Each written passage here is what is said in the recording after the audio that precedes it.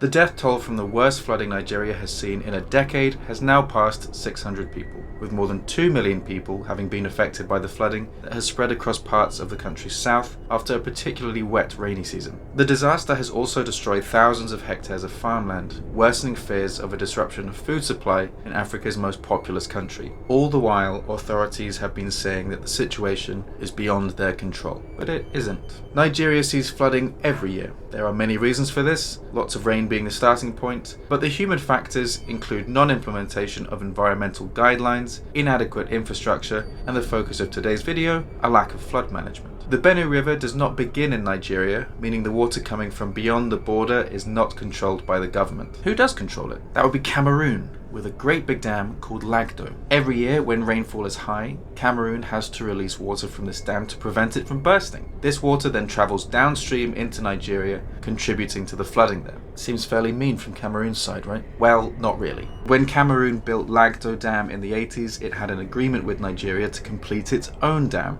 to catch the excess water that they knew would flow down the Benue River. Fairly elegant but also highly necessary system, with one major flaw. The Nigerian government didn't build their dam. The Das-in-Hausa Dam was supposed to be 2.5 times the size of Lagdo Dam, which was built to supply electricity to the northern part of Cameroon and allow the irrigation of 15,000 hectares of crops downstream. As a result, anytime the Cameroonian government releases excess water from the Lagdo Dam, communities in Kogi, Benue and northeastern states get flooded. Since then, efforts have been made to improve the situation. An agreement was made between the two in 2013 to improve communication about when water was to be released from Lagdo. This was after a particularly devastating flood in 2012. And Cameroon does do this, and did so this year in September, despite claims from Nigerian government officials that this communication is inconsistent. However, this doesn't really address the underlying problem. The cycle of releasing water is well established and happens regularly. If the area that is about to be inundated with too much water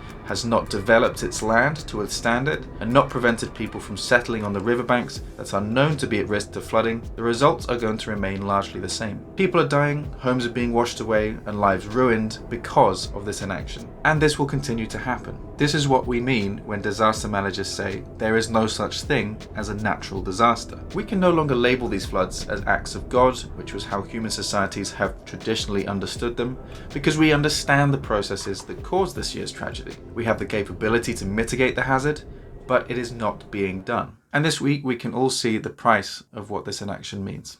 Don't go. If I go do this road, no be choice. This road, better money. Put the down on the oh. You see how?